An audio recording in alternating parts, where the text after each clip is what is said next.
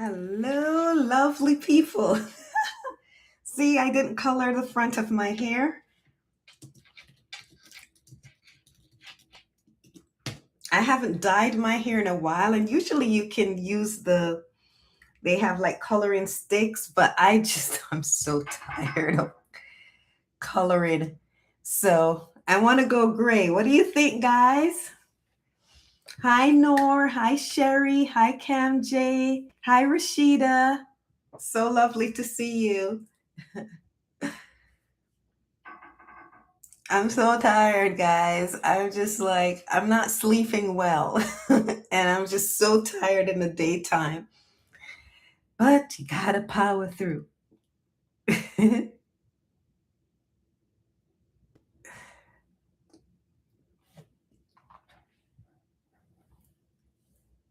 I'm not seeing, is the chat slow? Can you see me? Can you hear me?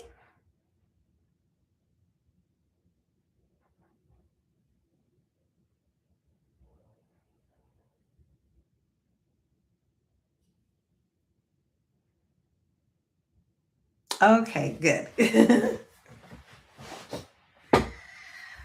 So how was your, okay, thank you. How was your Sunday, guys?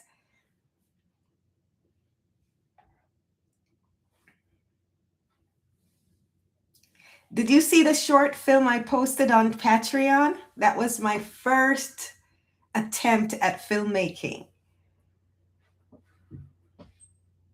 Hi, Raspberry. So good to see you. Hopefully, Constant. And who else are we missing? Diane, Mary. Hopefully, they're able to make it.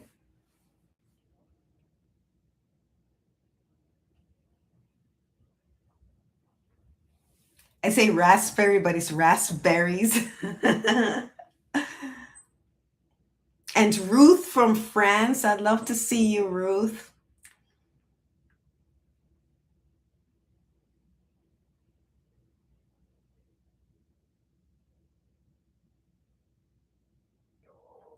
I wish I could shape. The thing is that I don't have the head shape. I was telling you, Rashida, I don't have the head shape to go short.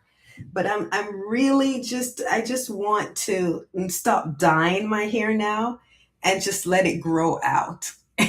Just let it the grays grow out because I don't have to be on camera anymore. I'm behind the scenes, so I'm like, why not?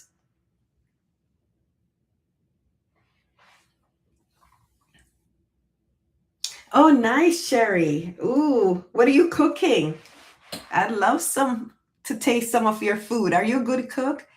I can cook, but I'm not a good cook, and I don't love cooking. My domestic gift is decorating. I like designing and decorating. I think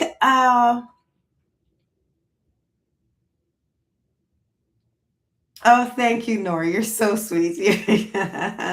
Flattery will get you everywhere.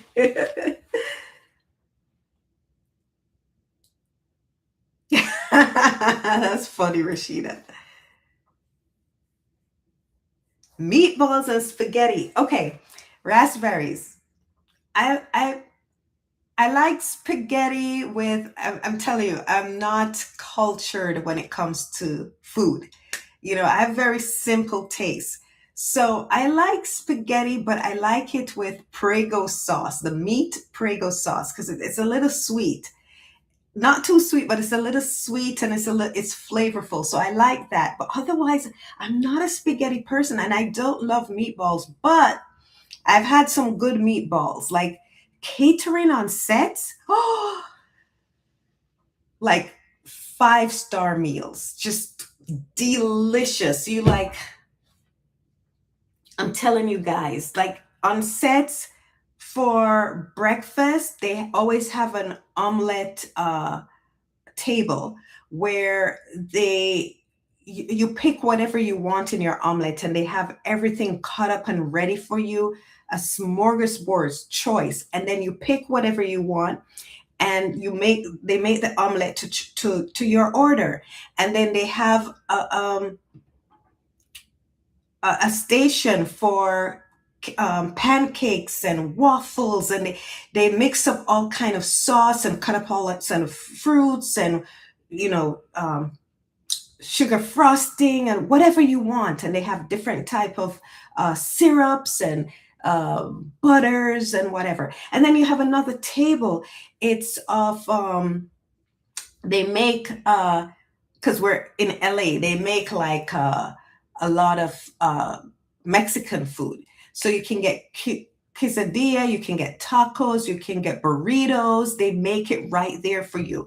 And then at another station, just like catering, And then at another station, you walk over, they cook, they have eggs, but they have regular eggs scrambled. They have eggs made up with spinach and ham or whatever. Then they have a different type of eggs, egg yolks, egg, egg without the yolks, white, the white. And then you have another station, and they have steak or salmon, and they have another station. It's just like you're going to a rest.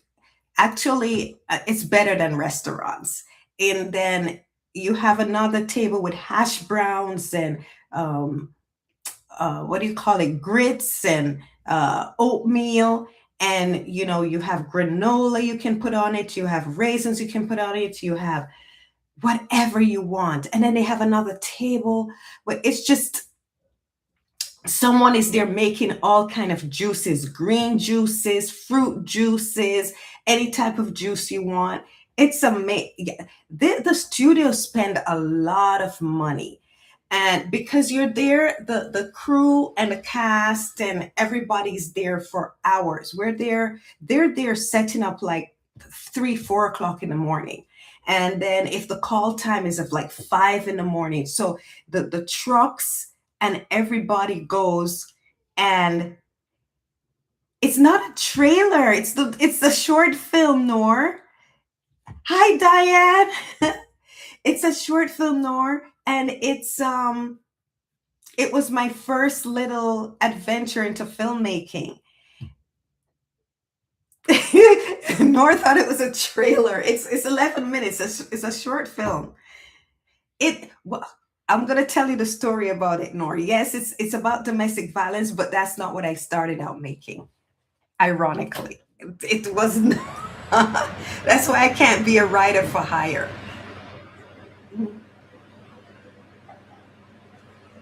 So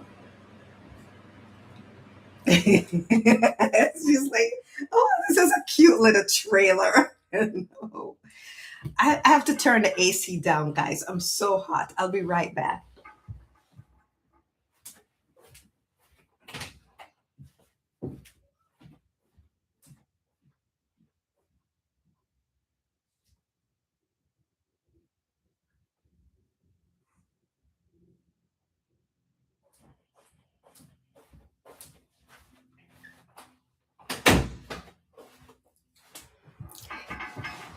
Yeah, so it's a short film. It's 11 minutes. Yeah, I don't usually, because I was doing it for my friends. I was doing it for the two young ladies in it were my close friend. One is still my close friend. One ghosted both of us, and one of the girls uh my two friends didn't like. It's a lot, it's history. But my two friends are actors, and I came up with the idea, and I wrote it in 5 minutes, and then we filmed it in 2 days. So, and I didn't know what I was doing. I didn't know how to write a script. I didn't know anything. And I had to learn filmmaking on the go, because I didn't even know what a Foley was. And it was so hilarious, me trying to come up with the sounds to edit and put it into the film. It was hilarious. Um, but oh, this is my personal this is my personal channel, Cam J. So this channel is monetized, but I don't use it. I hardly use it. Oh, thank you so much.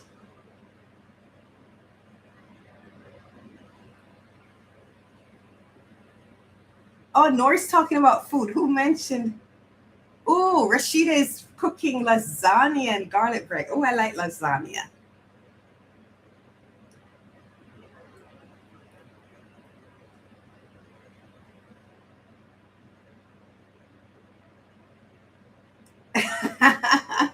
She dies. Well, it's the novelty is if like your daughter, she's very young. So if you look young and have gray, it just looks like another awesome, edgy color. But I'm not young anymore, so I don't know if I'll look like a witch when it's all gray. But I'm just tired of the dyeing, and I don't like to dye. I went natural, and I like being natural in every way. So we'll see. Well, that's it. That's why I don't like my grays, because you see, it just comes on the edge. If it was streaks, oh my gosh, I'd be rocking it. So I'm just gonna stop dyeing it and let's see if it will grow out instead of just being on the edge. Yeah. So yeah, I don't know. We'll see. um. Yeah. So it's like, and then guys catering for lunch. Oh my gosh, it's you always have steak, chicken, fish every day on set. You have choice of steak, chicken, fish, and then all kinds of foods. And sometimes they do they have a station for Chinese food. They have a station, today they may do Mexican, but it's always you always have a choice of steak. So sometimes they grill the steak, sometimes they barbecue the chicken, sometimes they just make grilled chicken breast, fish. They may have salmon. They have to different mahi mahi and stuff. And if it's a wrap, it's a season wrap or a movie wrap. They'll bring in a sushi chef, sushi, yeah, sushi chef, and have a lobster and seafood and all kind of stuff. So it's a lot. The catering is millions of dollars, and the food is really good. It's like you're eating at a five-star restaurant and you have the choice of anything you want. And then on top of that, you have crafty is where they set up snacks. So in between catering, you can go and you get coconut water, whatever you want, and all kind of snacks, all kind of nuts, all kind of chips, all kind of, and then sometimes they bring in cooked foods and stuff like that. So yeah, it's they have a lot of money in Hollywood. I'm telling you, they have a lot of money, and so they feed you well on sets. It's not a trailer, Rashida. It's a short film. Oh wow. So the commercial cuts out while I'm talking. And then does it go back to where I'm talking, or it just you miss whatever I was saying with the commercial?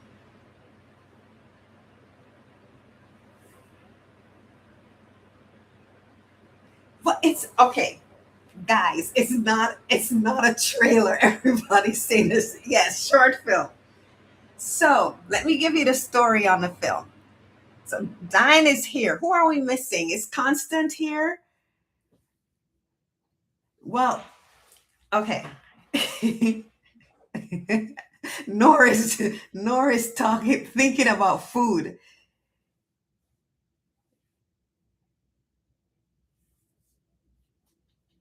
Yeah, Cam J, it's yeah, this I'm a YouTube partner with this channel, and I just because I don't know what content, I didn't know what content to put on it, because the things I wanted to talk about nobody wanted to watch. So, but now that I've got you guys, and I was like, okay, let's see if we can talk about, you know, the this aspect, the filmmaking aspect, and the books, and then and stuff with the, because I think I saw that you guys enjoyed that, so I was like, okay, maybe we can do that. Okay, so it's, but did you hear when it's back to me, did it pick up where I left, where it cut, or did it cut out what I was saying? You think it cut out what I was saying? I don't know. Rashida, I don't know. So I don't see the commercials on my end, so I don't know what's going on.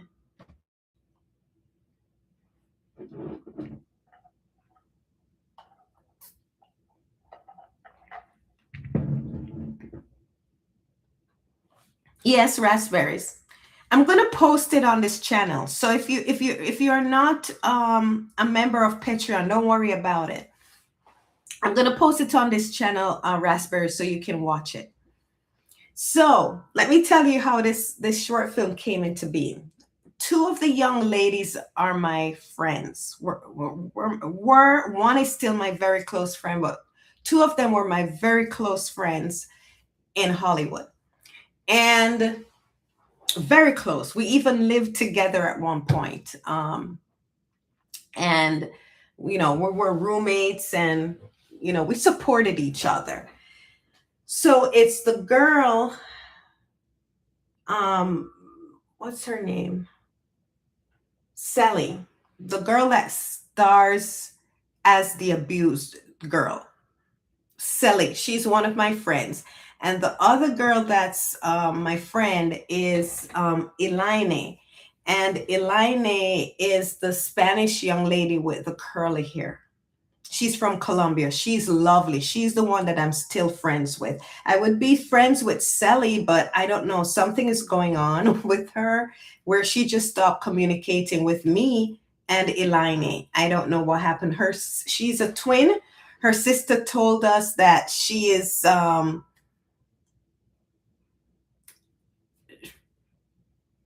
to give her grace. So I just backed out, let her be. If she reaches out to me, I would talk to her. If she wanted to continue the friendship, I would, because I don't have anything against her. And she didn't do anything to me, and I didn't do anything to her. So I don't know what happened. So when people want their space, give them their space. So, because, you don't know what people are going through. But anyway, those two are my friends, and we produced this together. So we put our money together and made this, and they're both actresses. And the friend, her name is Elaine, the Colombian, Spanish curly haired one. Me either, Cam J, but it was for a short time. And it's Hollywood is expensive. LA is very expensive. So at some point or another, most of the times I lived on my own. But if you can get some help, it's necessary. But they were helping me out at the time. So, I just moved to LA, and they were very gracious. And when I was friends with them, I wasn't living with them. It's just later, at a short period, uh, they helped me out, and then I went and lived, got my own place. But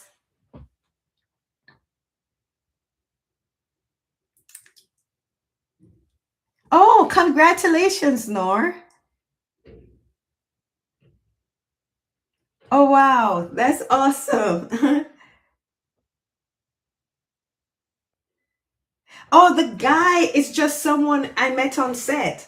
And this is so interesting because um at the time I had written it, and we were looking to cast someone to play the guy. And on set, I was just sitting there looking at some of the actors and the background artists and everything. And I'm there just checking them out, saying, who could I cast? Because we did do casting. I did put it, there's a casting website that you can um, put out your project, and people will submit. And I've had quite a few projects where I try to develop and did that. So I just couldn't find the right person, and I was on set and I saw this guy. And the thing about it is, in Hollywood, I don't know how people date, because the guys there, they don't pursue women. They don't. They're everybody is like, LA is a transactional town. It's like, what can you do for me? That's how people approach things. They don't want to be friends, or they don't want to date anyone unless they think that person can get them into the room, get them a meeting with an executive, get them a meeting with an agent.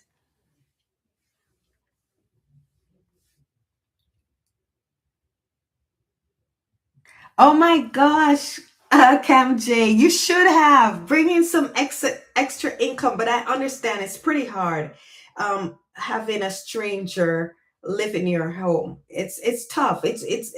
I've my mother and I, we had a rental.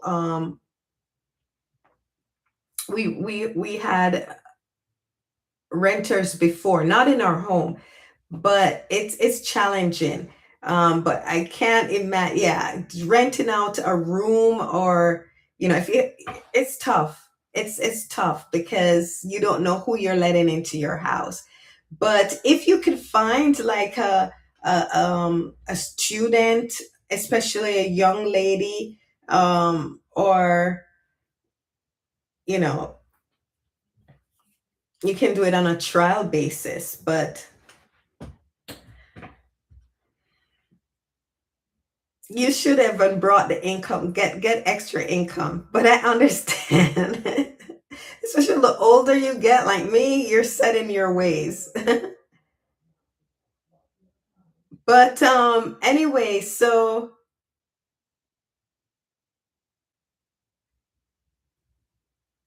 oh, that's family. But family can be hard too, Rashida. Family can be hard. I've lived with family, and family, living with family can be hard. But that's so nice of you. That's very nice, lovely of you, Rashida. Yeah. So yeah, LA is a transactional town. So I was looking at him because I thought he would fit the role, and he thought I was checking him out. It was so funny. I was like, no, I'm not. I said I'm a writer and I have a project and I'm looking to cast someone. And he was pretty eager. And we became friends afterwards, but he eventually moved out of LA. He moved out of LA and got married. So it's hard to find love in LA, trust me. So was happy for him. And we stayed Facebook friends for a while, but once, life happens and we lost connection. And then the other young lady, her name is Ellie. I met her on set also, and she's a pretty good. She's an actress, and she was pretty. She's a pretty good actress, and I liked her. I didn't have anything against her. She didn't have anything against me. So she fit the role, and she did a great job. I cast her and she did a great job. But my other two producers, my friends didn't. And there was some history there that I didn't know about.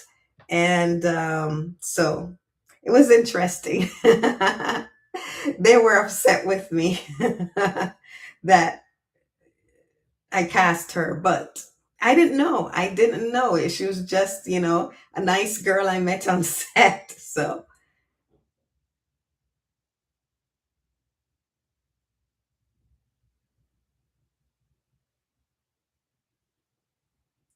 yay, Nor, congratulations. Oh, thank you so much, Rashida. Thank you. So, yeah, and then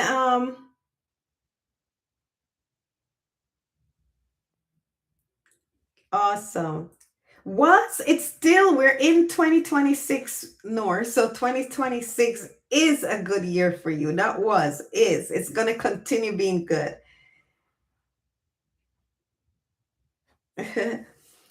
So I went to a barbecue with my friend Elaine and her friend. So we went to a barbecue, and it was fun and everything. So we were coming home from the barbecue, and Elaine and I were in the back seat, and Elina's friend and her boyfriend was Elina's friend's boyfriend was driving. So Elina's friend was in the passenger seat, the boyfriend was driving, and we were in the back seat. So I said to them, and this was a time around, remember, what's his name, the actor? He did Lethal Weapon. Oh, what's it? He's sort of been canceled now. But at the time with Lethal Weapon, he was a big deal. Mel Gibson.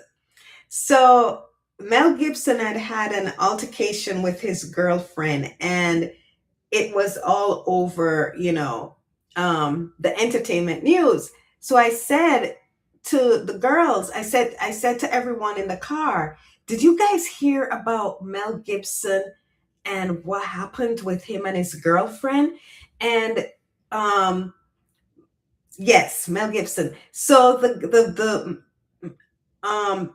girl in the front, her boyfriend who was driving us, were coming back from the barbecue.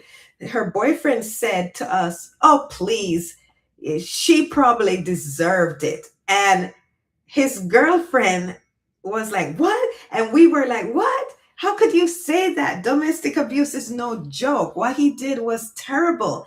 And we were like ganging up on him. Oh, he was, Nor. Oh my gosh, I'm sorry, but yeah, he didn't turn out to be so wonderful. um, and we ganged up on him, and we're like, "How could you say that?" And he's like, "Yeah, she deserved." But he was just trying to. He was trolling us. He was goading us. He didn't mean it, and then he was laughing, and then I said to my friend Elaine, and no, I said it to everyone. I said, oh, guys, you know what? Let's write a story where the guy is like a jerk, like a Mel Gibson, and he is attacking his girlfriend, and he's telling us, oh, she deserves it, and whatever. And we get overzealous about it, and we're like, how could you? And then he attacks us, and then in defending ourselves, we retaliate, but an accident happens and he dies, and then he dies, and then we're shocked, we don't know what to do, we're afraid to report it, we're like, we can't believe this happened. And then one by one, each of us starts dying or disappearing, and we can't figure out what's happened, because the guilt of what happened, just us hiding that this guy accidentally this kill this guy. The guilt from it, we think that we are getting our like just desserts. And so one by one we start disappearing and everything. And I was like, and then we find out he's came back as a zombie. And my friend was like, are you okay? I was like, this is so stupid. And I was like, no, let's do it. I was like, I said to my friend, you wanted you need a reel for your acting, right? Let's do this and you have material for your reel. And the friend who was sitting at the front says she oh, it is? Oh, I've never seen Big Little Lies. Wow. And the friend at the front said, she's not an actress. She wasn't an actress. She was like, oh, please, you guys are crazy. And she's like, I'm not doing anything. And I was like, to my friend, let's go tell Sally. I bet you Sally would do this. So we went to my friend's Eline's house, and she had a printer with paper, and I pulled the paper out and I sat down and I started writing it. And because I wanted to do like a zombie horror mystery, and I'm writing it, and it turned more into like a domestic violence drama. And I was like, that's not what I want. But that's what came out. That's what I wrote. And I gave my friend Elena the paper because I quickly wrote it with the dialogue and everything. And I gave my friend the paper and I was like, this is what I got. It's not as fun as I imagined. That's not what I want, but this is what I came up with. So that's why I said I can't be a writer for hire, because the story takes over, the characters take over, and I end up with something that I didn't start out with. So so I looked at it and I was like, she looked at it, she said, oh, okay. And I showed my other friend, Cam J, you are.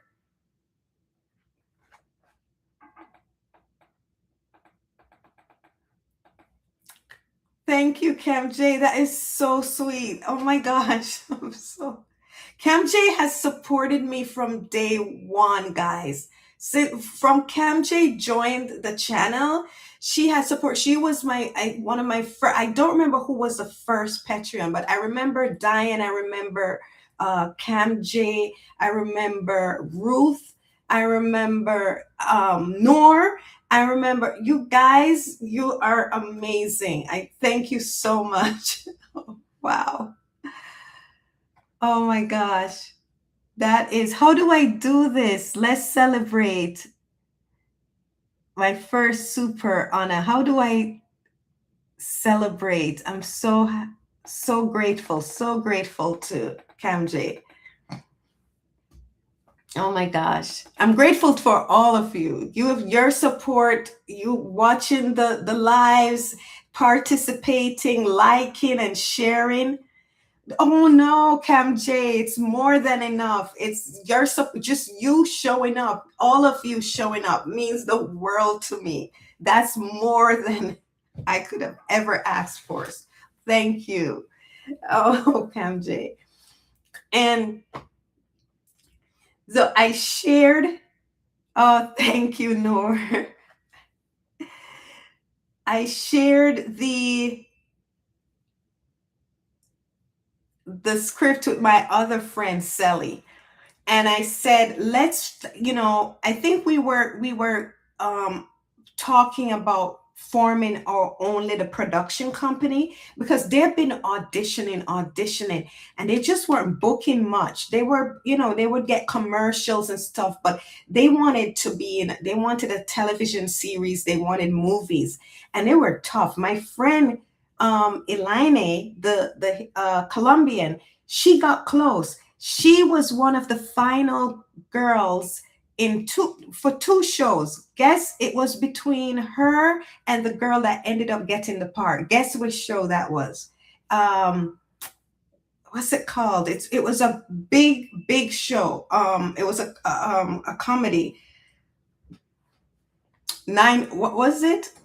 999. It's about, I think it's at a police station. I've never watched it, but I knew about it. Something 99, Brooklyn 999. Yes. It was between her and the Hispanic girl that got the part. The Hispanic girl used to be in a soap opera. I think One Life to Live, and they gave her the part because she had more experience than my friend, than Elaine. So it was between Elaine and her, and because Elaine got callbacks for it, and so, and my Elaine never watched the show because she was so she's not upset, but to get so close and then to not get it, it's like, she didn't want it she didn't watch it because it's like it was just like a sore spot. And Elena would have been wonderful. So the girl um got the part, and it became a big part. She was the love interest for the star of the show. um so I never watched it, but I knew it was a successful show, Brooklyn Nine-Nine. And then the other show that she got close to was a the guy that created the guy that did The Butler. What was the show? It was Taraji P. Henson starred in the big show that he did, and then he had another show that he was doing with some girl singers, and she came close to getting one of the roles, but that show didn't take off. I think it only had one season. But yeah, so they were auditioning, and they were getting commercials, which commercials are good, but because if you get a national commercial, you can live off that for the year. Lee Daniel, Star, yes, Star was the show. So my friend got very close to getting one of the roles on Star.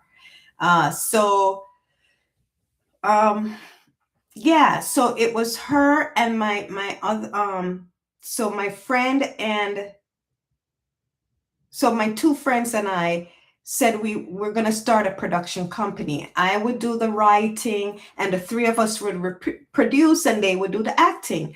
And we called it Three Powers Production. And we were serious about it. So I went to my other friend and I said, "Look, I have this little script. Let's do a short film so that you guys can start putting, have some stuff for your reels." And she read it and she liked it, and she's like, because she likes drama. My friend, the Colombian, she likes action and horror and sci-fi. So she would have been more if I'd written it like how I intended, like a zombie mystery horror. She would have loved that. But my other friend, she loves the prestigious films and the horror films, and not the horror, drama. And so she likes it. She goes, "Oh, yeah, this is about domestic violence. Oh, yes, let's do that." So we did the casting calls. We tried to cast the guys, and we just couldn't find a guy. And then I found this guy on set, and he was brilliant. He was so good. And then the other girl, I met her on set, and I don't remember if she auditioned, but I said, "I'm going to cast her." And my other producers were not happy with me, but we did it. We filmed it. And um, I didn't know what I was doing because I was directing, and it was my first time writing a film. No, it wasn't was it? Because my horror film is the first full script I wrote. This was a short film. So this was the first time producing something that I'd written. And we only had a budget of $200, and we did it in 2 days. And so,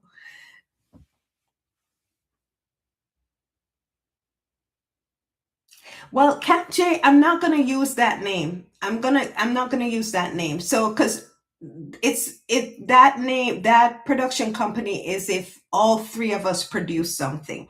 But if I produce, and if we had continued it with it, if I produce something, um, I would do it under the banner of that production company, but it would be my project. But now that the partnership has dissolved, I know I'm my production my I do have a production company, and it's actually a registered business, and it's nowhere near near that name. So, and I won't be producing under that name.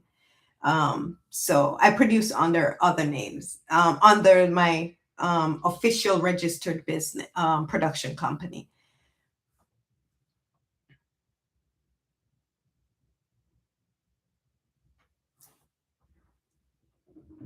But there are other things that I tried to produce under the three production banner. We tried. It's not for a lack of trying, but it's very hard. It's very no, because I couldn't, because there are other production companies that have the name that I have. So if, say, I'm going to produce my horror film, hopefully in the next year or two, I will be registering a new production company to produce it under. That's what they do, because even, say, Marvel Studios, they have their, big umbrella, and they have under the Disney banner to produce, say, Black Panther. They go register a brand new production company as an LLC just to produce that. So I will be doing that for my new film. And if it's a name that I really like, I may just um go ahead and register the website, all of that stuff. But right now, because I'm not producing anything big, I don't mind using the name that I have now, and I'm not pursuing it to be the final name, because so I'm not going to try and get a website for it yet. For a website under that name, because when I researched it, there are other studios and companies with that name, but in the jurisdiction I was in LA, no one had that name, so I could use it. So it's not going to be my final name. The final name that I'm going to use, yes, I will be getting a website, registering everything, and but it would be and trademark the name, everything. But that takes a lot of time and money. And so I'm not doing that with this smaller production company that I have now. So yeah, and yeah, we went ahead and we filmed it and we put it out, and that's the short film that got me the invite by, I remember, I don't I told you guys this story briefly. It got me an invite by the NBC, what's the title he had, an NBC executive that was, what's the official title?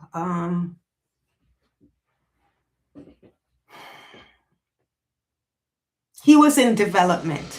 He was in development, and he offered me an internship at NBC. They had a program there where you could shadow showrunners, and I had to write a pilot for one of their already up and running shows, and I chickened out, because I told you it's hard for me to write something that someone tells me to write. So I chickened out and I regretted it because it was a great way in. And I blew that opportunity. But, where I am now, maybe it's an opportunity that, um, because I would have been, I don't know. I thought it was a way in, and you need a way in. You need, it's who knows you in Hollywood. That's how you get on. It's not about talent. It's who you know and if they know you and want to help you. So people are always like, oh, she's a Nepo baby. He's a Nepo. That's the only way to make it in Hollywood. Most of the time. It's very rare for you not to get in by someone else. So it's because he watched Retraction. And it's not that Retraction was great. But because he says he meets so many people in this town that tells him, yeah, I'm a writer, I'm a director, I'm a producer, I'm this and I'm that. And when he said, okay, let me see what you have done. They're like, well, no, I have this concept and I have this idea and whatever. But when he asked, my friend introduced me to him. And when he said, what have you done? And when we were able to show him Retraction, he's like, okay, he said, at least you have something. Yes, you are a writer, you are a producer, and you are a director because you have written, you have produced, and you have directed. He didn't care how bad or good it was. It was that we did what we said. We actually produced something. So yeah, and usually to get far, they have to do things that I'm not willing to do. Cam J. Raspberry. There, it's a it's it's a very interesting town, and it's about nepo babies, and it's most industries are like that too, right? People that get to climb the corporate ladder and stuff, it's because or get certain jobs is because they know someone.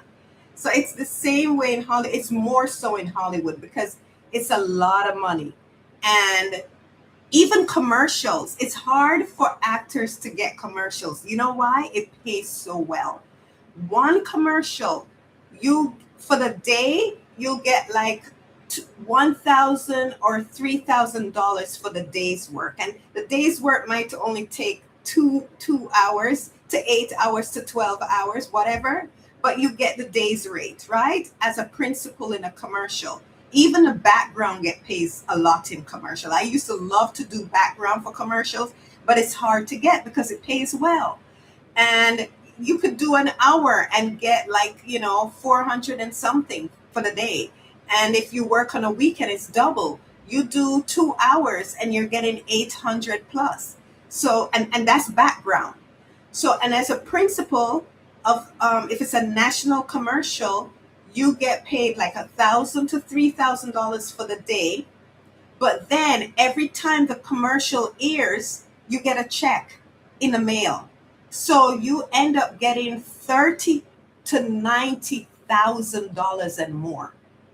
And if it's a popular commercial and it airs a lot, the checks just keep coming. So you can do one commercial where you just film for one day and you can pay your bills for the year. So everybody wants it. So what happens is that even the background actors who want, even actors you've seen on TV shows, they do background for commercials.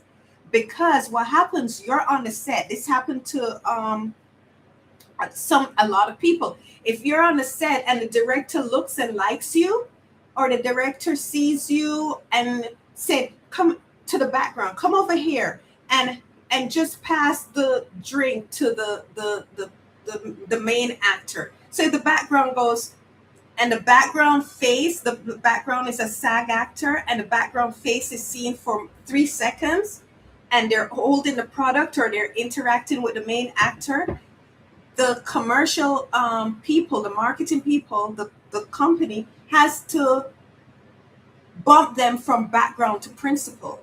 So you're coming in thinking you're only making 400 to $800 for the day as a background, and you leave where you're going to make thousands of dollars for the year, and just checks are just going to come in. So everybody wanted to do background, so the pay is so good. You know what happened? The crew, the director, the camera, the PA, the AD, the lighting, they would say, "Oh, I have a friend who wants to do it. Oh, I have a sister, I have a cousin, my brother. Could you let them be background for the commercial?" So the casting director, their friends, their neighbor, they bring them to be background for the commercial. So actors who are trying to get to be background or principals on a character can't even get commercial work because the crew is bringing their friends and family because the pay is so good.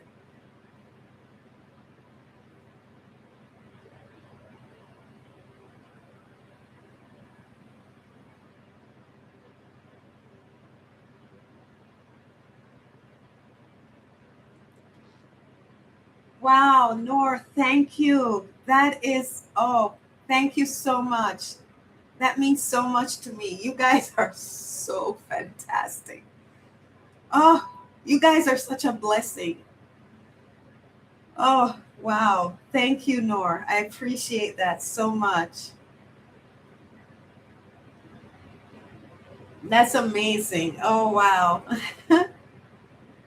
That's one of the kindest things anyone has ever said to me. You guys are the kindest people. Oh my gosh. That's amazing. Yeah, so, it's very hard to get commercials, and so it's tough. It's tough. So it's about who you know. And so the money is good. The money, if you can make it, if you can get on a television series, you get, if you're a regular on a TV series, you don't even have to be one of the big actors, like, Abbott Elementary. The guy that plays the janitor, he was bumped up to series regular, because if you're just a guest actor, um you get paid a basic rate. And then, if you I don't know what the basic rate is, but it's not much. So what, for the show, the episode you get, or the day you work, you get your salary for that, whichever, if it's, $1,200 for the day's work. But if you get bumped up to a series regular, you get, I know years ago, I don't know what it is now, but years ago, it was like a series regular minimum salary was like 25,000 an episode. And you could just have one line for the episode, but if you're a series regular, you get good pay. And then, if your show is successful and you go into syndication, you get residuals. Every time they air it, you're getting checks, not the 25,000, but you're still getting money. So it's very lucrative. That's why you have everybody, people will sell their soul to get on a movie or a television show. So, because it's so lucrative, if you're able to get a good show or get into a good movie, it's competitive, and it's not about talent. So people are going to get their friends, their wife, their girlfriend, their brother, their sister. So it's Hollywood is a nepotistic town. So when I see, regular people going, "Oh, please, you only have that job because your father is Lenny Kravitz," or, "Oh, she only did." That's how Hollywood operates. And they gatekeep because it's good money, and they're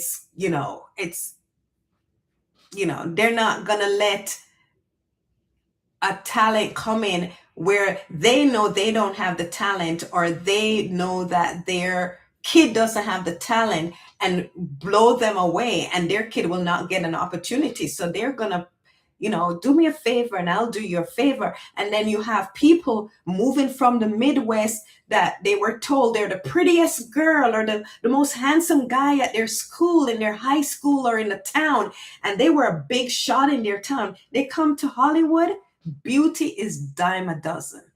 The most they thought they were it in their town. You come to Hollywood, you're nothing. You're no one glances twice to say, oh, that person is beautiful. You go to an audition, you see 20 more beautiful people way better looking than you.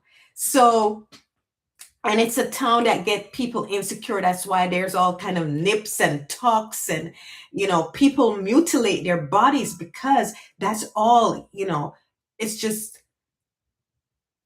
everybody comes there trying to make it, and then people sell their souls. They'll do anything.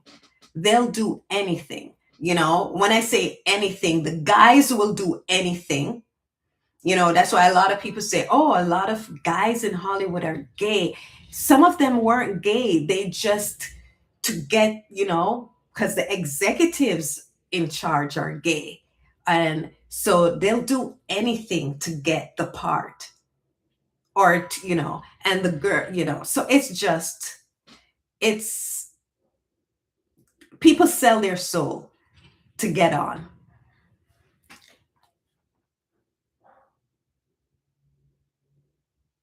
Oh, raspberry, that is so sweet.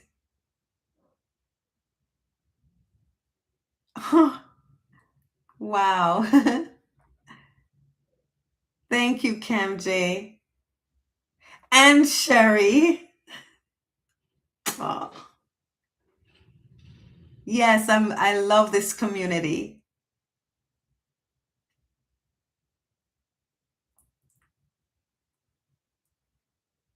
Me nor no, I don't explain it perfectly, and I never find the right words. You mean Cam J, Diane, Constant, you, Rashida, Raspberry.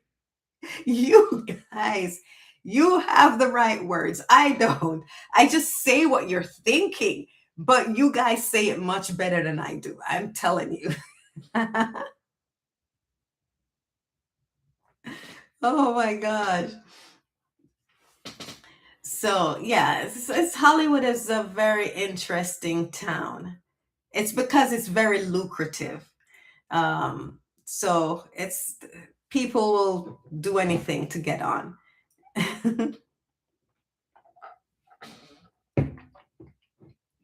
I know. Oh, oh, thank you, Rashida. Well, I was online when during the show, and there were forums dedicated to the Walking Dead. So I would join and I'd like read what people say, and and some forums were pro Rishon, some were anti Rishon, and I didn't stick around with those, but I think one of the biggest one, the moderators there were big Carol fans, so they hated Michonne. I usually find the big Carol fans hated Michonne because they wanted Carol to have that status as leading lady, and they think that Michonne interfered with that. And I'm like, Carol is not a Walking Dead main character. So, you know, hating Michonne wouldn't change that. The writers and the ones who the writers in The Walking Dead uh actually started forcing Carol, and it made the character become a it just became cartoon to me. It just became so ridiculous. But yeah, they were it's not that they were Carol fans, they were Daryl fans, and they wanted Daryl. I think they identified with Carol, and they wanted Daryl to so they were Carol fans. They wanted Daryl with Carol. And so they were nasty. Oh my gosh. they were nasty and they hated Michonne because I was like, yeah, Michonne is stopping Daryl from being with Carol. But it's not that. They think that Michonne being in the show prevented Carol from being the um look at that. I don't want him to let me see.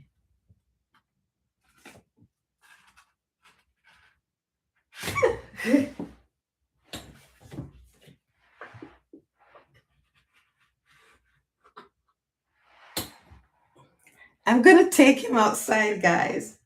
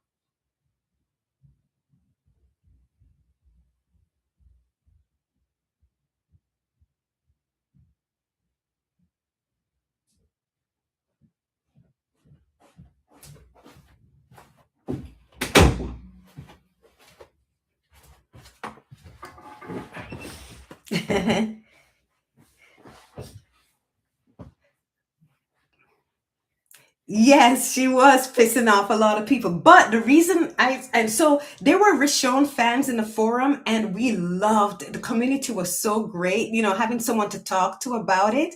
Because before they became a couple, the Carol fans used to laugh at us and tell us, "Oh, you're delusional." And then you're so delusional. And then they loved it when Jesse came on because they thought we had lost because they weren't getting Carol. So they were rejoicing that we weren't getting Rishon. And they're like, oh, Rick would never be with Michonne and blah, blah, blah. And we were like, yeah, it's going to happen. It's so obvious that Rick is in love with Michonne. And they were like, oh, please. And, they were so cocky. But why that was so forum was so good because there were people there that I think worked on the show that used to read the forum, and they would privately DM some of the people, and some of the people would give us like had spoilers. So there we had spoilers, like they would say things were going to happen on the show, and so the Carol fans would come up with their own fake spoilers. Like they had some people telling the Carol fans that were the Carol. They would make up lies to keep their fan base deluded. So they were saying, "Oh, yes, Daryl and Carol got together. It's gonna happen in an episode that was just filmed." And they weren't lying to them to hurt them. They were just lying to them because they were the person telling them that were in the forum. They were carolers, but they were lying that they had access to the set, and they were telling their fellow carolers that lying to them that they saw it filmed, and Daryl confessed his love and all of that, and they made love and all of that, and and it would get their hopes up, and when it didn't happen you'd think they were like, okay, we don't believe you are a true insider. No, the person would lie to them again and they would believe it and keep hoping, and then they would lie and say Rick married Jesse and this and that. Well, a Rishoner in the forum was actually getting true spoilers from someone that worked on the show. I think someone that worked on the show used to read the forum and saw the lies and the hate from the carolers. And I don't know, they were they loved Rishon or what, but they got in touch with one of the Rishoners and was giving them true scoops.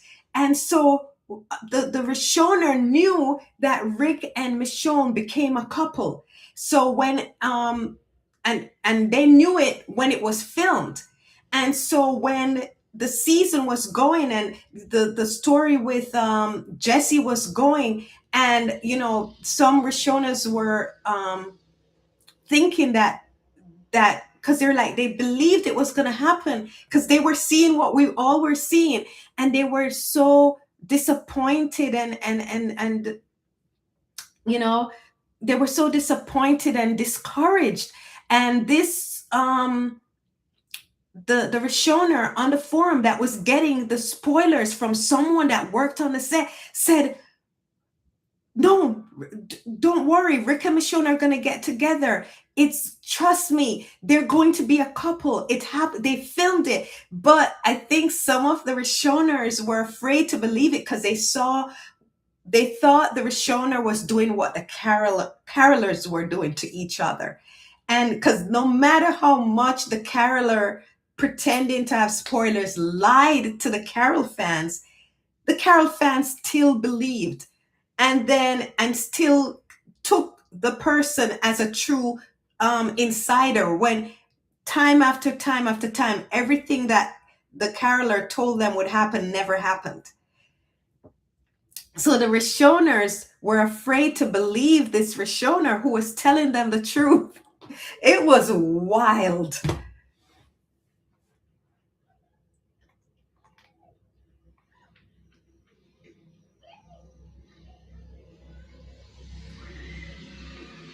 Yes, raspberry. They thought Michonne was in the way of, yeah, was overshadowing. And I'm like, Michonne is one of the biggest characters in the comics. It was Rick, Michonne, and Carl. Even though Kurtman eventually made put Rick and Andrea together and tried to make them this big couple, it was still Michonne. Even though he was pushing Rick and Andrea as the female star of the comic, the incels still viewed Michonne as the badass of The Walking Dead. They were fine as long as she wasn't with, she was with, you know, her own kind. So she, Carol was never a big deal in the comics. And then, even though the show was trying, just like how they were forcing it, but it still could not take Michonne down. Michonne was the big part of the Michonne was part of the big three in the comics, and Michonne was part of the big three in the show. So, but they detested Michonne for that. Oh my gosh. Not just for that, but because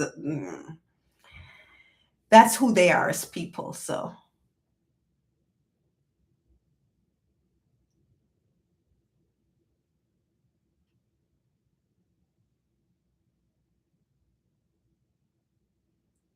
right, Rashida? Yep.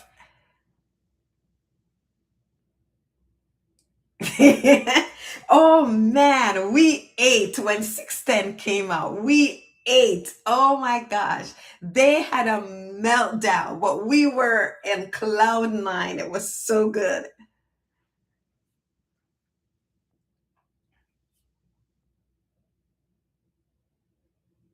Yes, that's true. That's true, Rashida. I love that cosplaying.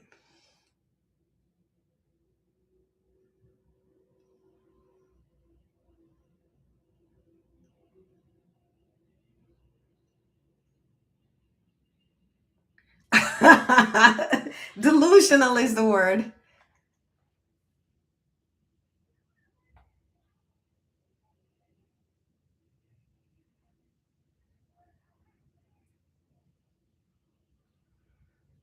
Right, Nor? I love what Sherry says. Can't hold her headscarf. Non-issue, Sherry. Non-issue.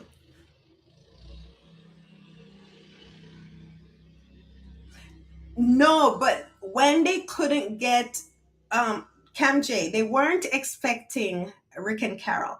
But when they couldn't force the show to do Daryl and Carol, they were trying to say maybe, not maybe, they wanted her to be the leading lady. So yes, they wanted her with Rick, but who they really wanted her with Carol, was with Daryl, not Carol. They really wanted her with Daryl because that's who they lusted after. But they also, because they were getting frustrated, they weren't getting that. And remember, at the time, AMC and other people thought um, Daryl was the most popular character on the show because online made it seem that way, But so they wanted her with the guy they wanted, and they wanted her to be with the top guy in the show. So for them, you know, bonus, they wanted him, but they thought that Daryl was the top guy. But when it wasn't happening, and then Rishon took off, and it just they were so when the magazines that when the magazine came out with Rick, Carol, and I think it was Entertainment Weekly. It came out with Rick, Carol, and Daryl for that story in for the storyline in Alexandria, the start of 6-1. Oh my gosh, you could not shut them up. They was like, see, we told you she is it. She's the leading lady, blah blah blah. And then when Rishon took off, and the show just kept ramping up the advertisement with them, with Rick and Michonne, and then Daryl with them, and then they couldn't force, no matter how they cursed the executives, they cursed Norman, they cursed Michonne, they cursed everything. They couldn't force the pairing that they wanted. They started trying to say, well, we know that Rick would prefer her over Michonne. I was like, what? They're crazy. The word is delusional. They were very delusional. Exactly. It was Diane. You're finally here. No, Diane was here. Who is it that I was thinking wasn't here? Constant. Constant. Yes. Yeah. It was always Rick and Michonne.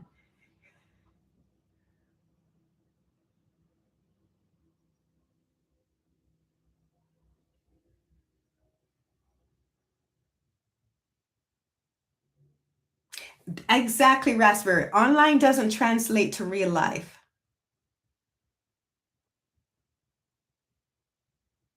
And it showed that that's one of the things that I'm happy they did the spin-offs, because the spin-off showed us that online is not real life. The interest is in Rick Grimes. The interest is people, the majority. Daryl has his fans, Negan has his fans, but the majority of both casual and diehard Walking Dead fans watch The Walking Dead for to follow Rick's story. I think for a long time the executives bought the online chatter that Daryl was the guy for them. But I'm telling you, the spin-offs really splashed cold water in a lot of people's faces, brought them back to reality.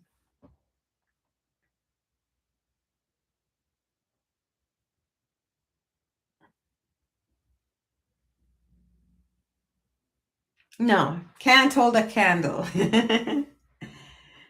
So it was interesting times being online during that time. because wow, the delusions. And then Beth had fans who thought that Beth was going to come back to life. It was the delusion was rampant. They thought she was going to come back to life and she and Daryl would be together forever. And so they and the Carol fans were constantly fighting.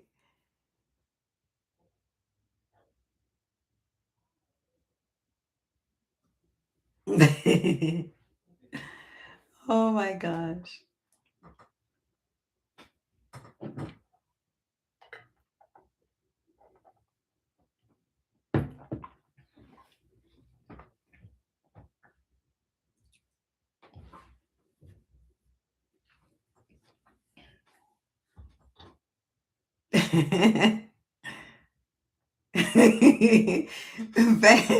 Vet comes back to life from a bullet to the brain.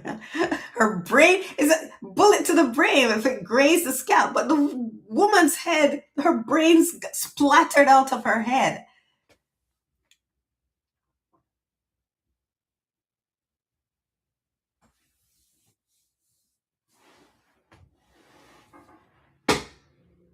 They weren't trying to convince themselves that it was just biases, Rashida.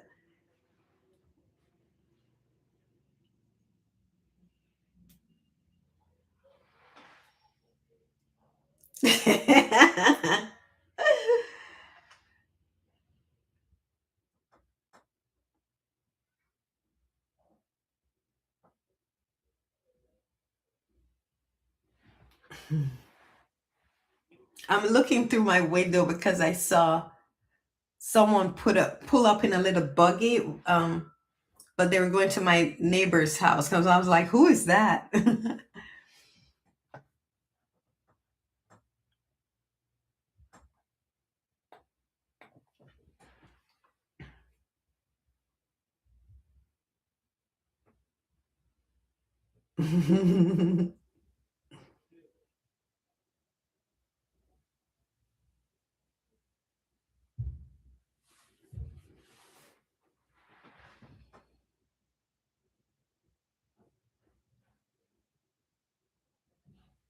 Who is Darrow? I don't know who Darrow is, Rashida.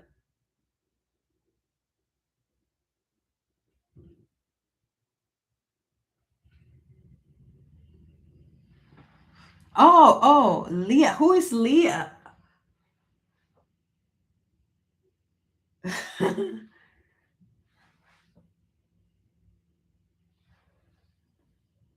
Oh, Leah was the one that Daryl got together with. Yeah. Did you guys like Daryl and what's her name? I thought they were okay, but I didn't think they were like great. He was sweet to her, and if they became a couple, I wouldn't mind it at all. But I wasn't a gung ho. Oh, what's his name? What's her name? The deaf girl. I thought they were sweet. That's what it is. I thought they were sweet, but um, if Norman wants a pairing, he would get it. He if Norman wanted to be Daryl with Carol, he would get it. That's how much influence he had on the show with the executives. So he didn't want that pairing.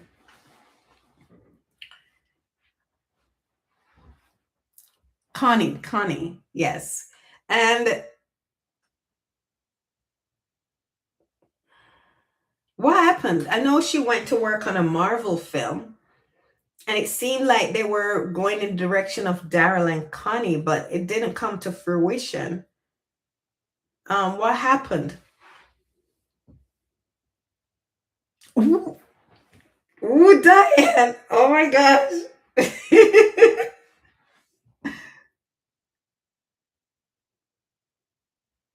Ah, Yeah, that seems. I think that's what it seems like. She even did it to try to get. You see, they think it's the novelty that made people interested in Rick and Michonne. They think it's just, oh, we wanted a swirl pairing, and so they think, well, they hate Negan, so put him uh um with a black woman, and the fans would love him. They don't get it. Rick and Michonne, we love Rick and Michonne because they're Rick and Michonne. It has nothing to do with their race, you know? So it just goes to show they don't understand the characters, and they don't understand their audience. So reheated nacho.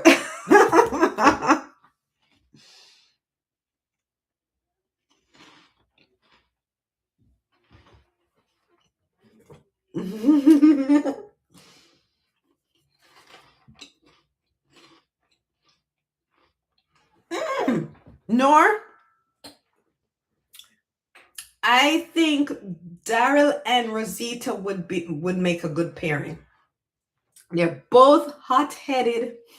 Well, you do need someone to balance you. So the two of them would annihilate each other quickly because they're so impetuous, so hot-headed. But Rosita would have been a fiery match for Daryl.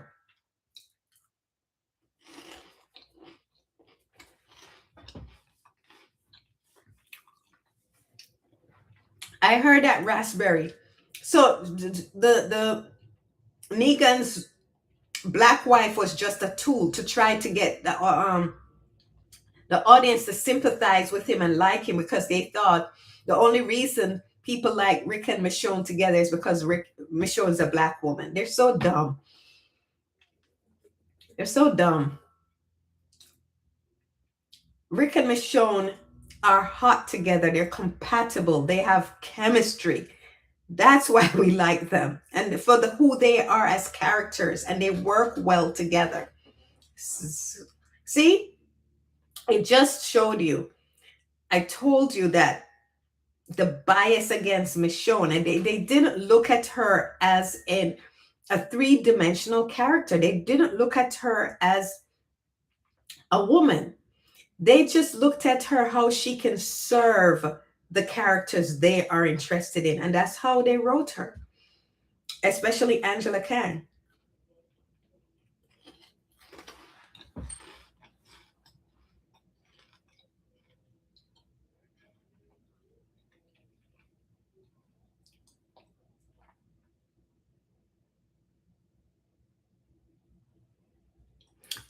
Not only did they try to make a Rick out of Negan, they tried to make Rick as bad as Negan. They tried to dirty up Rick to absolve Negan.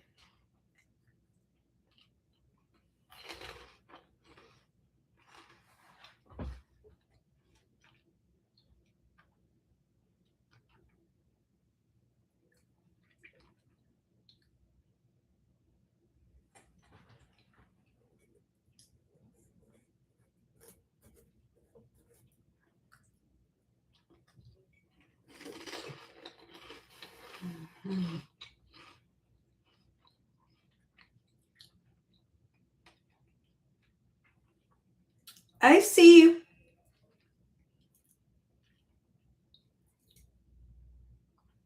Abraham, and I see where Abraham would appreciate Sasha. I don't see how Sasha would have gotten with Abraham, because she was so wounded. Or maybe that's why she got with Abraham. They were all wounded, but Sasha's wound was so raw because back to back to back. Um,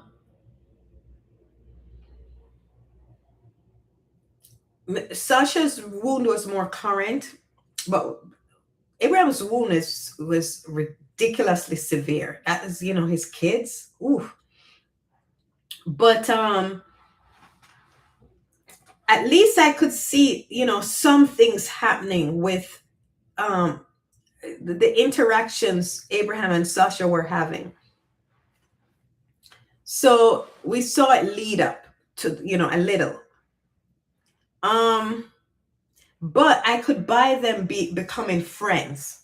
You don't know what people will do because of their trauma. So in that sense, their pairing could make sense. But I didn't hate the pairing. I did not hate the pairing. But to me,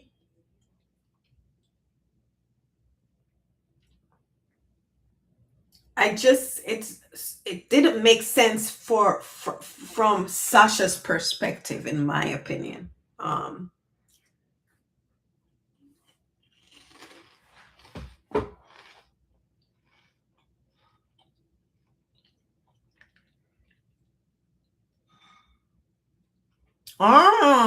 yes, Nor, it rings a bell.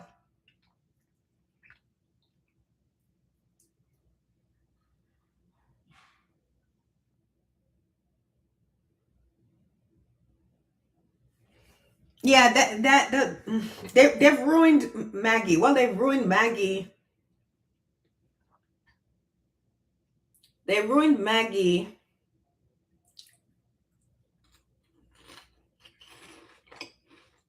after Glenn's death, in a way. Not completely. It was salvageable, but the spin-offs, what I'm hearing, they've ruined the character. Really, Cam J. Cam J says Sasha and Rosita were similar. So Abraham has a type. I don't see Rosita similar to Sasha at all.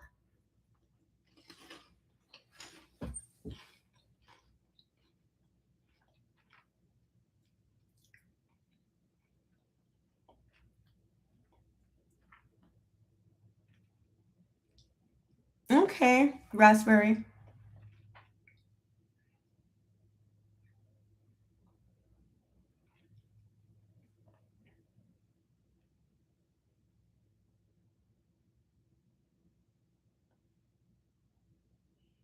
But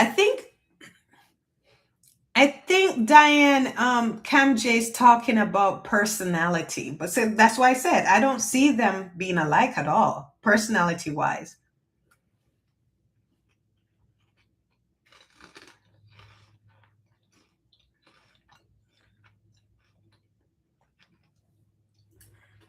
Yes, raspberry. It's her identity. Why kill? Oh Lord, I was gonna say, raspberry said her identity, Maggie's identity became about her loss, and I was like, yeah. uh, if it was all gonna be about Glenn, why kill him off? Glenn didn't need to die for her to become a leader.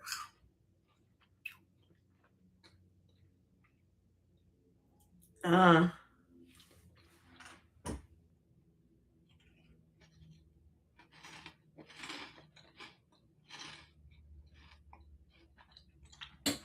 I agree, Sherry. I lost respect for Maggie. I no longer liked her. I think part of why I don't even like Hilltop too, because it's associated with Maggie. I don't know.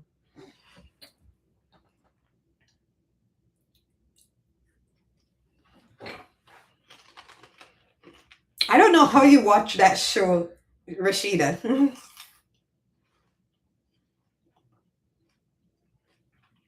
I don't know how you guys watch Dead City. Oh my goodness.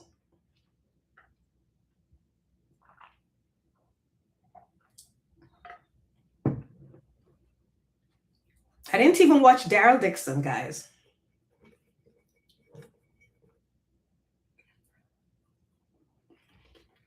I just have no interest.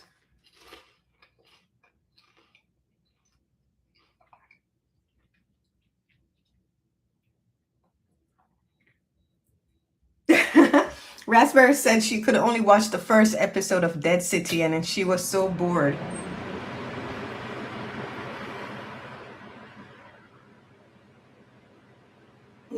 And that's what a lot of people did, Nor. They watched it hoping to hear something, anything about Rick. So it tells you what people were watching The Walking Dead for. Ha ha ha.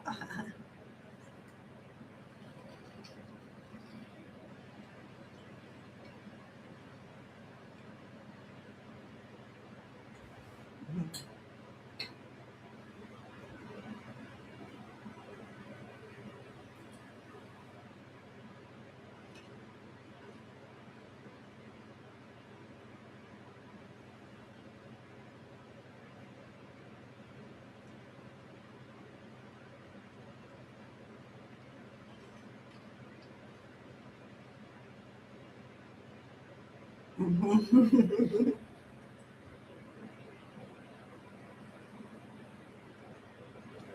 Yep, because of Maggie and Daryl. Don't forget Daryl. Because of Maggie and Daryl, Rick lost out on 8 years of his child's life. 8 years of his son's life. That's something you can never get back.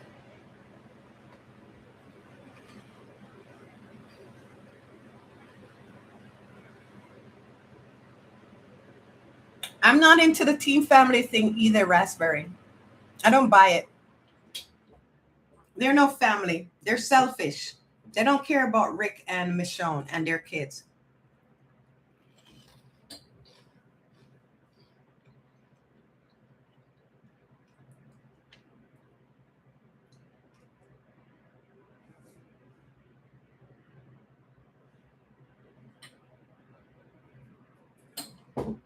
So Nor asks a question. Do you guys think there'll be uh the ones who live season two?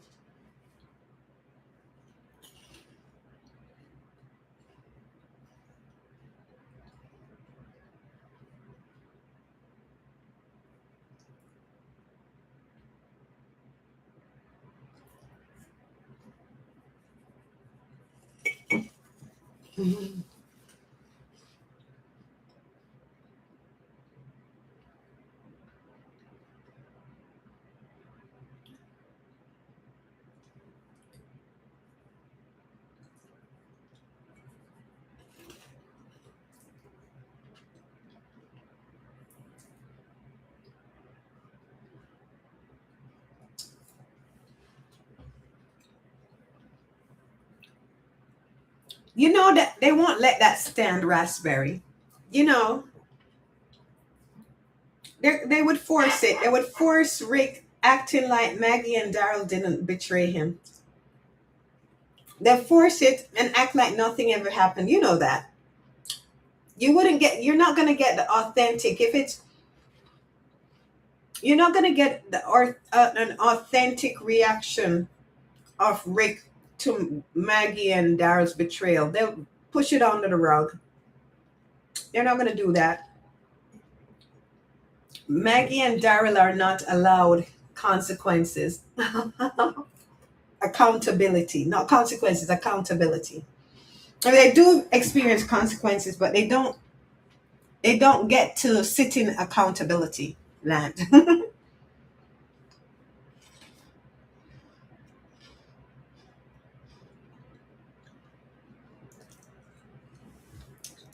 Well, Sherry, the question isn't if you want it or if it's going to be packaged right. Do you believe, nor asks, do you believe if there will be a season two?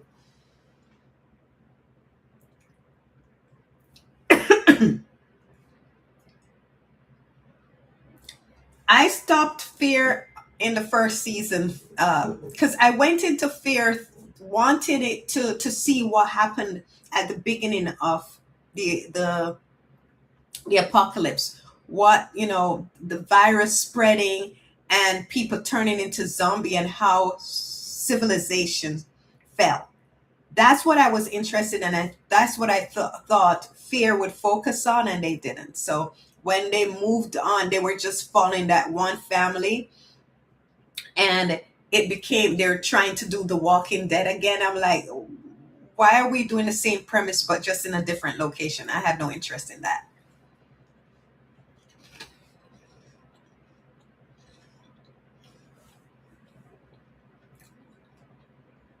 Oh wow. Cam J, you've moved on. I think I have too. I think I'm hanging in there because of you guys. I love discussing it with you, but I found it harder and harder to watch the further the further the season went, because the writing went downhill so bad to me, and it became harder and harder to watch. So I'm just now just wanting to focus on Rick and Michonne, get to the ones who live, do it with you guys, and then we move on to different shows and stuff. But I'll still, I love Rick and Michonne, so um I don't know if I'll fully close the door on them, but I'm I'm getting there with you, Cam J. I think I've moved on from The Walking Dead as an ensemble show. I'm not interested in the ensemble show anymore. But just like with Diane, the question isn't if you are satisfied. I love the ending. Whether you are satisfied or moved on. Do you believe that they will do a season two? That's the question Nora asked.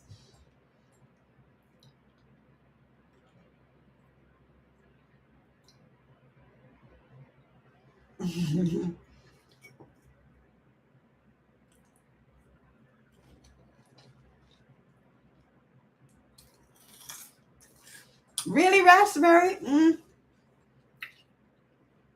I can't imagine him do. I'm not saying that it would be organic. I'm just saying that would be what would be written.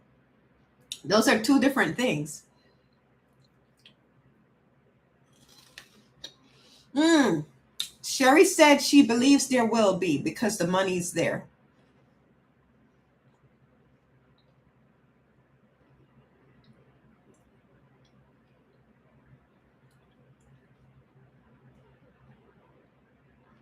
Okay, Cam J said she doubts it because those two wonderful and talented actors, Andy and Denai, have moved on from it. That's where I am. I doubt there will be because I don't think either one wants it.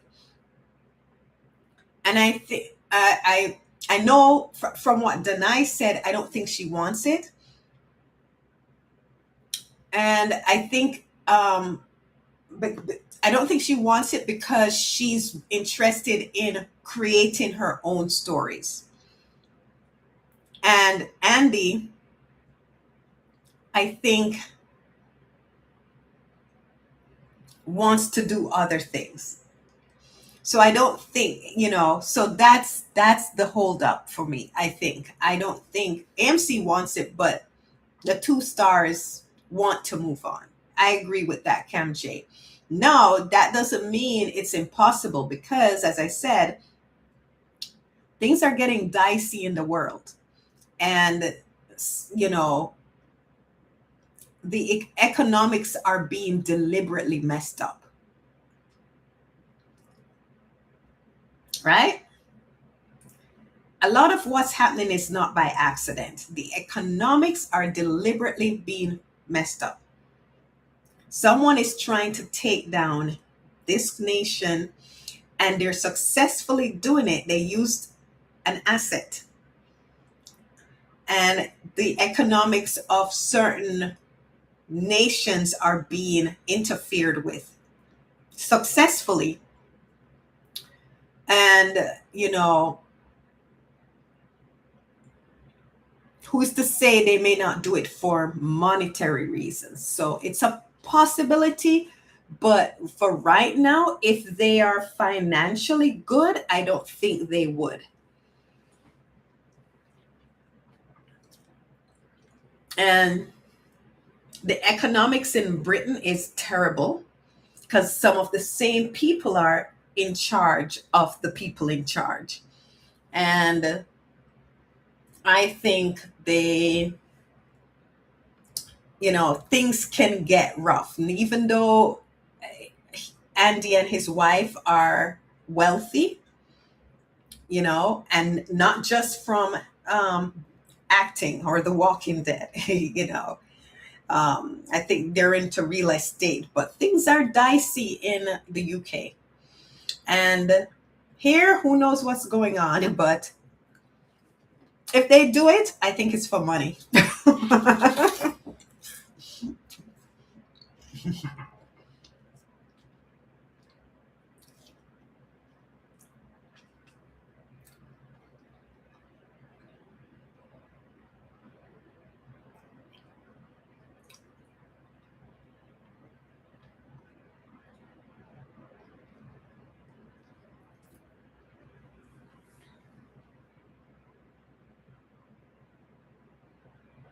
Yeah, I stopped too when Michonne left.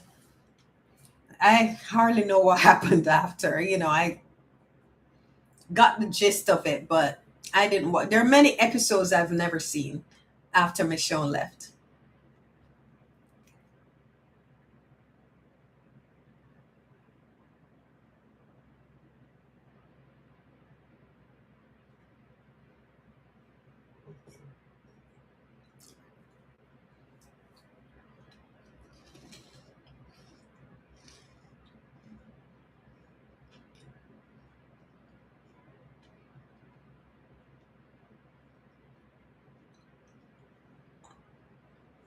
Westbury says she doesn't think there'll be a season two.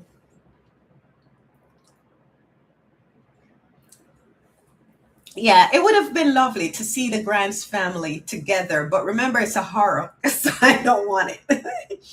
Because even though we'd get beautiful moments, I just don't trust. Uh, I don't trust them not getting rid of somebody permanently. So,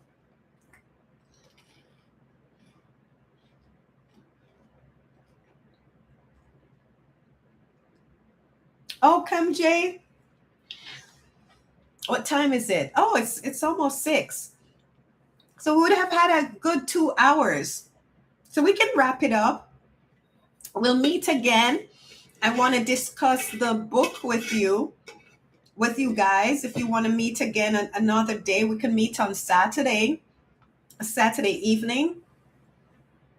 If you guys aren't busy, I don't think I have anything scheduled yet. If anything, if anything change, I'll let you know. Really, Nor? Okay, I would watch it if I would do a reaction to it for for the reaction for a different take. I would do a reaction to it if I could find a way to see it.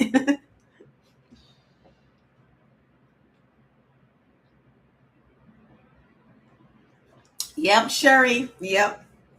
I would say more, but I have to be careful because people are so vindictive, and this is my personal channel where, they don't have to dox me. So, because I would share more of my thoughts with you of what's really going on. Because I have a little insight, not because I'm connected politically, but God has opened my eyes spiritually to what's going on. And a lot of people are clueless to what's really, really going on. And we're in some dire times, and we have to stay prayed up. I'll be praying for you, young ladies. I would appreciate you praying for me because it's getting, you know, one of the things I'm prepping for is not just to transition to transition out of Hollywood and somewhere else to film and create, but I'm also transitioning to um, try to situate myself to start living sustainably. So I'll encourage you, ladies, if you're able to, start planting your own food. Start planting your own foods. One of the things that's going to get affected soon are the banks. So put yourself in a position where if anything happens, you don't have access to money or anything, you can eat from the land and eat from the land safely, and you and your family can be okay, because things are going to get dicey. Not immediately, but just prepare, because whatever it's a natural disaster, or financial economic disaster, whatever, that you are able to eat off the land. So that's what I'm trying to do. Thank you, Sherry. I appreciate it so much.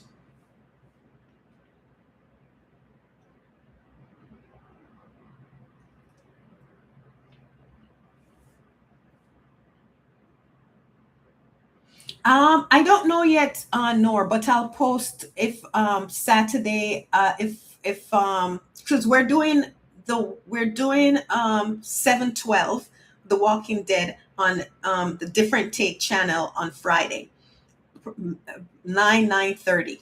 But Saturday, I don't know yet. But if anything, I'll post uh a message on both Patreon and the in the community section of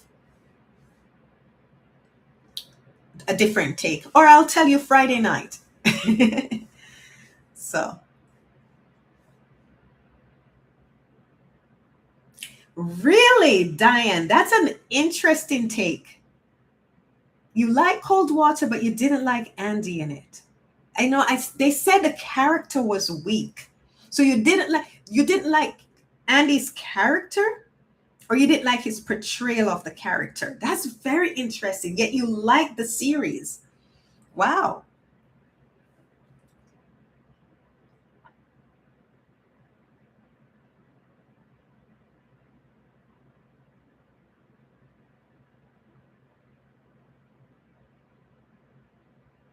Wow. Nor appreciated the change in character. He's very different from Rick, and she appreciated the change. She appreciated his acting in it.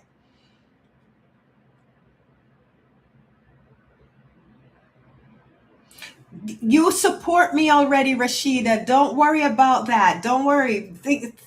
Keep your money. Just continue showing up. I love interacting with you, and I'm so grateful for you. You being here is the support. You give me the views. That's the support.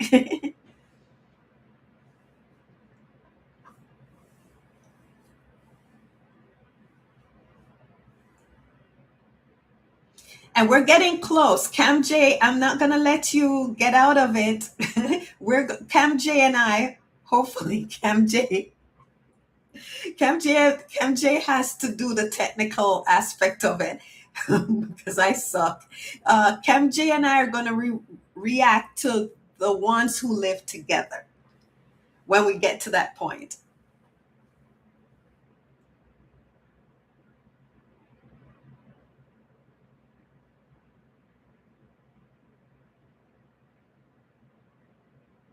Wow. Okay, I respect that, Diane.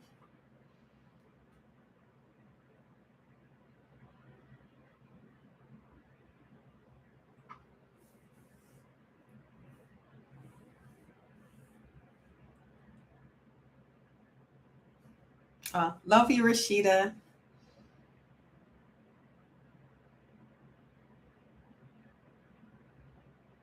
Okay. So the character, that's what I keep hearing. The character was weak and fearful. Well, I don't admire those qualities in anyone, much less a man. So I guess I wouldn't like his character then. But his acting was great. That's good to know.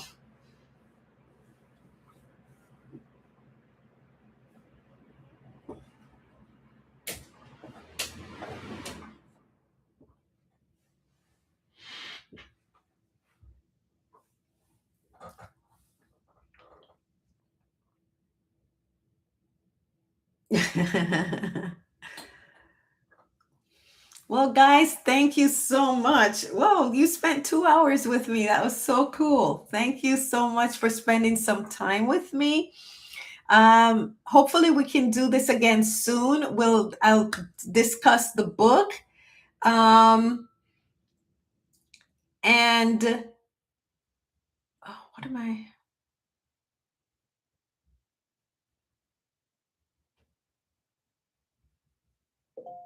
Because they're listening, Cam J. They're listening to us. Everything has ears. Our computers, our phones. That's why I said I have to be careful about what I say because, ah,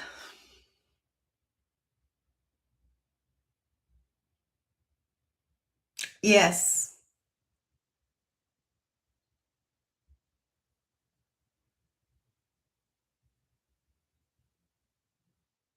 yes, yes. And they have big plans for us. So,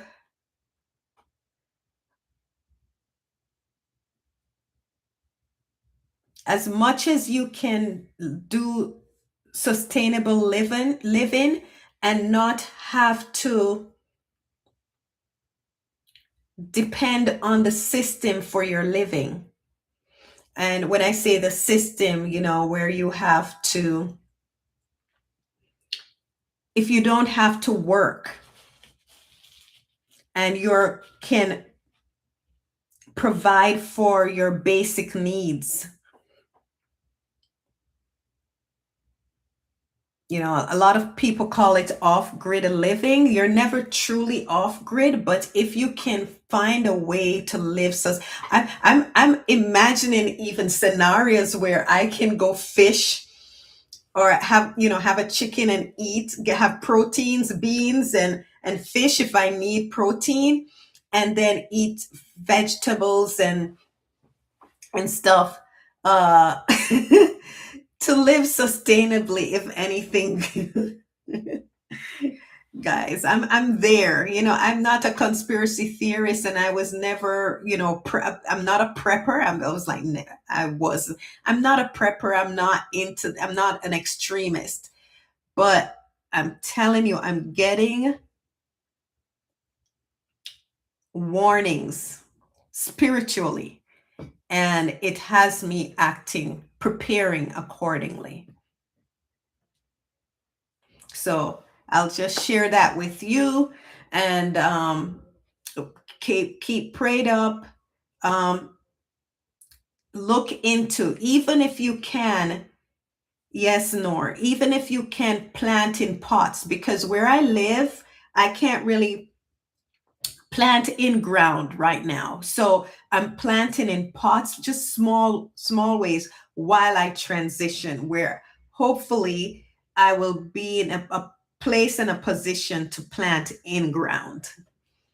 And I can't wait to share it with you guys. I'm going to take you along with me to the journey, because it's a journey of sustainable living and creativity. Because where I hope to be able to enact that sustainable living, I'm also going. It's the same. That's where I'm going to be able to hopefully create, produce my films and shows. So I'll be taking you along on the journey, and that's why I invited you over to my personal channel, because I've decided to that I'm going to start opening up about that, and sharing and showing you that, showing you and whoever is interested in watching, so that they too could, say, if she can do it, I can do it. Because as you guys see, I'm just I'm not very good with my hands. I'm not good technically. I'm not a great planner, I'm not very gifted in a sense of organizing and pulling things off. I do need people with those talents. So I'm a thinker. I'm a thinker and a writer, and can come up with ideas and concept, but executing them is not my gift. That's why I like to have talented people around me, and you know, intelligent people like you guys around me, and then I get inspired by them, and hopefully I'm able to execute. But if I'm able to do what I'm where I am right now, because this transition, it's just the fact that I've transitioned is huge, guys. And I'm here right now. Oh my gosh, with your intelligence, you guys can do it. And I hope to inspire other people to do it. Yes, Raspberry. We need to able to survive in case of any situation. And that's what I'm doing. And God is the one that led me there. He told me, learn to be content. I'll provide for your needs. Stop following the world where you're chasing building mini kingdoms, building, trying to get in on a hierarchy. That's what everybody's doing, tearing everyone down so that they can be on top. Stop trying to build your little kingdom in this world's kingdom. Learn to be content, rely on me, focus on me, be satisfied with your needs because I will provide your needs. Do not worry about tomorrow. And it had me thinking, okay, I need to stop trying to be, I need to do away with worldly ambition, and learn to be content. And I think to do that, I have to learn to live simply. And in thinking that, I started to think, what's a way I can do that? Look at that. Mm-mm, they're listening. And I'm like, what, how can I do that? And one of the things that came to me is start growing your own food. Start living the simple life. And in thinking about how to do that, guys, it's been such a blessing because I'm finding out more about the food we eat, and it's poison. The water we drink, it's not good. And growing your own food organically, where you know what's going into the soil and what's gonna go into your body. And I'm like, look at God taking my eyes off the material and the fake things, and it's going to bless me in more ways than I could imagine. And then when things start getting crazy and where I see the world going, and I'm like, yeah, we're going to be in trouble. We're going to be in trouble. Even if you have savings in the bank, we're going to be in trouble. So try to get a roof over your head where you're not owing anyone. And I had to think about how to do that. And a simple roof over your head and a place where I can grow my food. And and it's because of God. He led me there. And so I'm on that journey. What did you say? Sherry said, I started growing flowers and herbs now and later on vegetable. Yes, this is the way to go. Yes, start the vegetables now, Sherry, now. Today is what we have. We don't have, tomorrow is not promised to us. Today, start growing the vegetables. It's very easy to plant vegetables, just like how you're planting your herbs and flowers.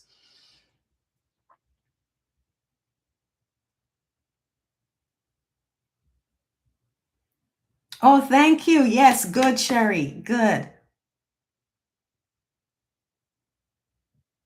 Simplify your life. Raspberry. And that's what I'm trying to do, simplify my life. I stopped chasing.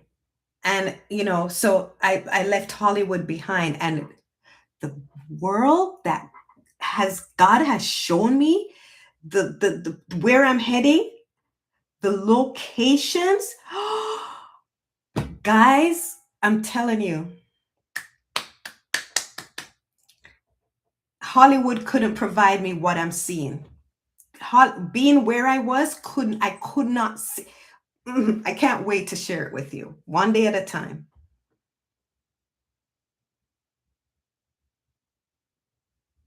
Phew.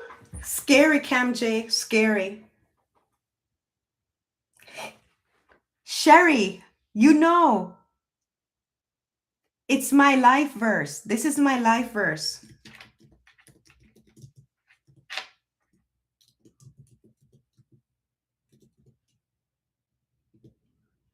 Those are my life verse. See you next week, Cam J. Love you.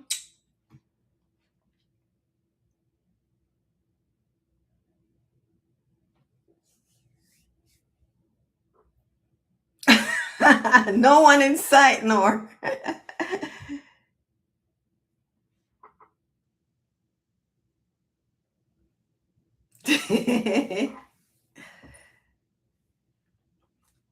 Oh, I'm so hot.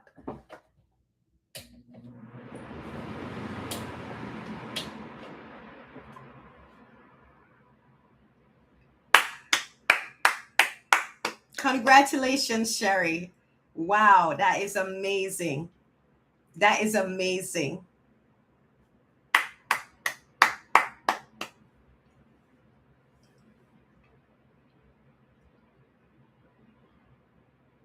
That's amazing.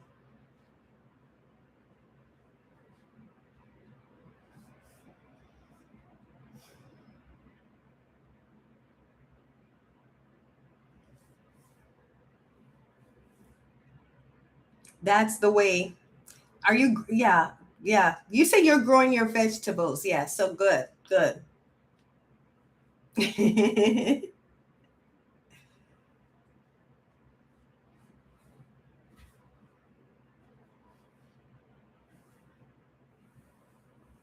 That's the way, Sherry. That's the way.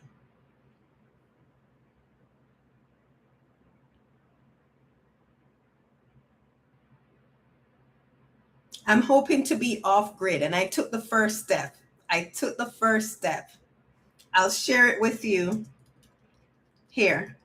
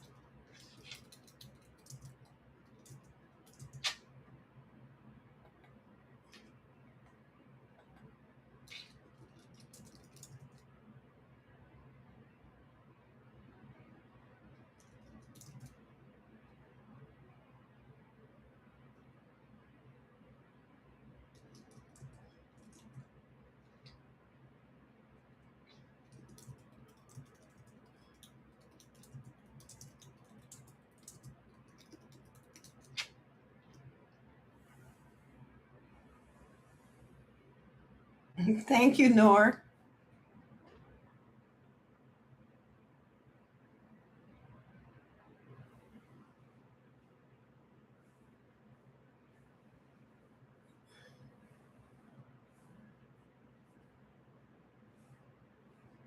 Thank you, Sherry.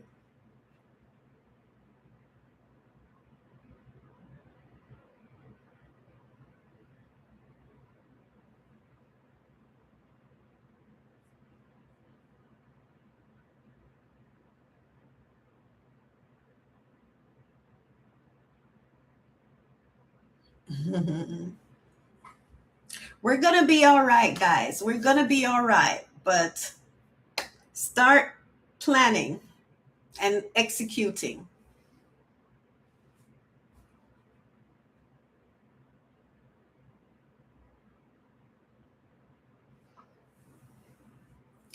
Anyway, I'm gonna let you guys go spend the rest. That's funny, Nor. I don't know. Yes, yes, yes. I think I'll take you guys. I'm going to share the building process. I'm going to share the building process and the gardening, the planting, the food process. And hopefully, I'll be filming. So I'm going to take you along there too. Thank you, Rashida. Thank you. Thank you. And same to you, Nor. Same to you, love. Same to you, Rashida. Same to you, Sherry. Same to you, Diane. I wish you all the best. Cam J's not here, but same to Cam J. And raspberries. So, guys, I thank you so much. This was wonderful. We'll see each other, God willing, on Friday for episode 12. Awesome episode it's Rick and Michonne. Whew. I think there's a little bit of Tara and Rosita, unfortunately, but it's mostly Rick and Rashon. So we'll get together for that, and then we'll see what comes. If Friday you guys want to meet with me for an hour or two on Saturday, we can do that. Or if not, we'll meet some other times. But I want us to start discussing the book because I want your opinions. So I have to figure out a way to share the book with you. If you want me guys to read it or whatever. So we'll do something. And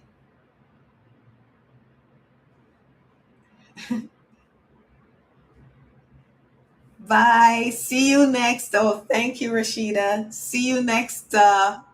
See you Friday. Okay. Take care. Bye now.